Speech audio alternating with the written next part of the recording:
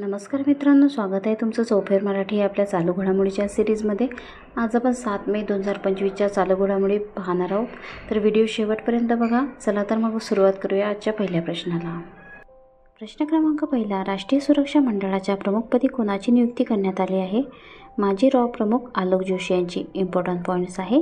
पहलगाम दहशतवादी हल्ल्यानंतर पाकिस्तानसोबत वाढत्या तणावाच्या पार्श्वभूमीवर भारताने त्यांच्या राष्ट्रीय सुरक्षा सल्लागार मंडळात फेरबदल केले आहेत. संशोधन आणि विश्लेषण विंग रॉचे माजी प्रमुख आलोक जोशी यांची NSABचे नवे अध्यक्ष म्हणून नियुक्ती करण्यात आली आहे. प्रश्न क्रमांक दुसरा, भारतातील निरोगी उद्योजकता प्रणाली सुधारण्यासाठी नीती आयोगाने कोणासोबत भागीदारी केली आहे? गेम. इम्पॉर्टंट पॉईंट्स आहे. Global alliance for mass entrepreneurship आणि नीती आयोग यांनी संपूर्ण भारतातील उद्योजकता परिसंस्था वाढवण्याच्या उद्देशाने एक धोरणात्मक सहकार्य औपचारिक केले आहे. प्रश्न क्रमांक तिसरा, नुकतेच उद्योग विकास पुरस्काराने कोणाला सन्मानित करण्यात आले? राष्ट्रीय औद्योगिक कॉरिडॉर विकास महामंडळ NICDC. इम्पॉर्टंट पॉईंट्स आहे. राष्ट्रीय औद्योगिक कॉरिडॉर विकास महामंडळ NICDCला उद्योग विकास पुरस्काराने सन्मानित करण्यात आले आहे. हा पुरस्कार त्यांना ग्रीनफील्ड इंडस्ट्रियल स्मार्ट सिटीजच्या विकासातील उत्कृष्ट योगदानासाठी देण्यात आला आहे. हा पुरस्कार NICDCच्या औद्योगिक क्षेत्रात केलेल्या महत्त्वपूर्ण कार्याची नोंद घेतो. NICDCचा मुख्य उद्देश उत्पादन आणि लॉजिस्टिकला चालना देण्यासाठी औद्योगिक कॉरिडॉर आणि स्मार्ट शहरे विकसित करणे हा आहे. प्रश्न क्रमांक चौथा, 1 मे पासून RBIने वित्तीय संस्थांसाठी कोणते पोर्टल अनिवार्य केले आहे? प्रवाह पोर्टल. इम्पॉर्टंट पॉईंट्स आहे.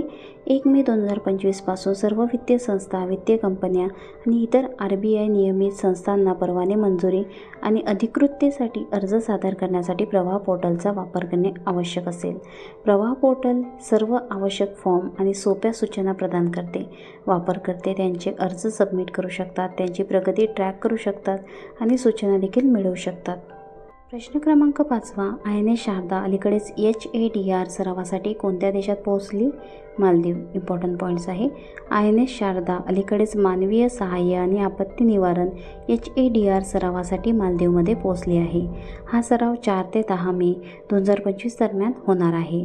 या सरावात भारतीय नौदल आणि मालदिवियन संरक्षण दलादरम्यान संयुक्त आपत्ती निवारण आणि मानवतावादी सहाय्य सरावाचे आयोजन केले जात आहे. हा सराव भारत आणि मालदीव यांच्यातील मजबूत संरक्षण आणि सागरी सहकार्याचा पुरावा आहे.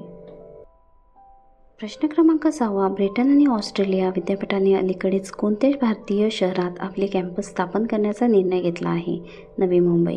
इम्पॉर्टंट पॉईंट्स आहे. आंतरराष्ट्रीय विद्यापीठे the university of York UK आणि the university of western Australia UWA यांनी नवी मुंबई एज्युसिटीमध्ये कॅम्पस स्थापन करण्यासाठी सामंजस्य करार केले आहेत. हा उपक्रम शैक्षणिक संधी वाढवण्यास आणि परिसराच्या विकासाला गती देण्यास सहाय्य करेल. याद्वारे उदयोन्मुख शैक्षणिक केंद्र म्हणून नवी मुंबईचे स्थान अधिक भक्कम करेल. प्रश्न क्रमांक 7, भारतातील सर्वात मोठे क्वांटम कॉम्प्युटिंग हब तयार करण्यासाठी TCSने कोणासोबत भागीदारी केली आहे? IBM सोबत. इम्पॉर्टंट पॉईंट्स आहे. अमरावतीच्या क्वांटम व्हॅली टेक पार्कमध्ये भारतातील सर्वात मोठे क्वांटम कॉम्प्युटिंग हब स्थापन करण्यासाठी TCS आणि IBM एकत्र आले आहे, ज्यामध्ये 156 क्विट IBM क्वांटम सिस्टीम 2 आहे. या भागीदारीचा उद्देश भारताच्या क्वांटम इकोसिस्टीमला चालना देणे आणि प्रगत अल्गोरिदम आणि अनुप्रयोगासह राष्ट्रीय क्वांटम मिशनला समर्थन देणे आहे. प्रश्न क्रमांक 8, दुसऱ्यांदा निवडणूक जिंकणारे ऑस्ट्रेलियाचे पंतप्रधान कोण आहे? Anthony Albanese.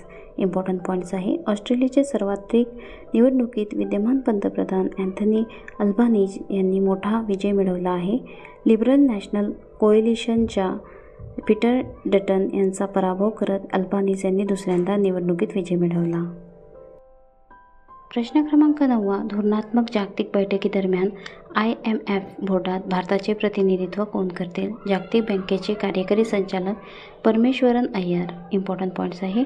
जागतिक बँकेचे कार्यकारी संचालक परमेश्वरन अय्यर यांना 9 मे रोजी होणाऱ्या महत्त्वाच्या बैठकीपूर्वी आंतरराष्ट्रीय नाणेनिधी IMFच्या मंडळावर भारताचे नामांकित संचालक म्हणून तात्पुरते जबाबदारी सोपवण्यात आली आहे.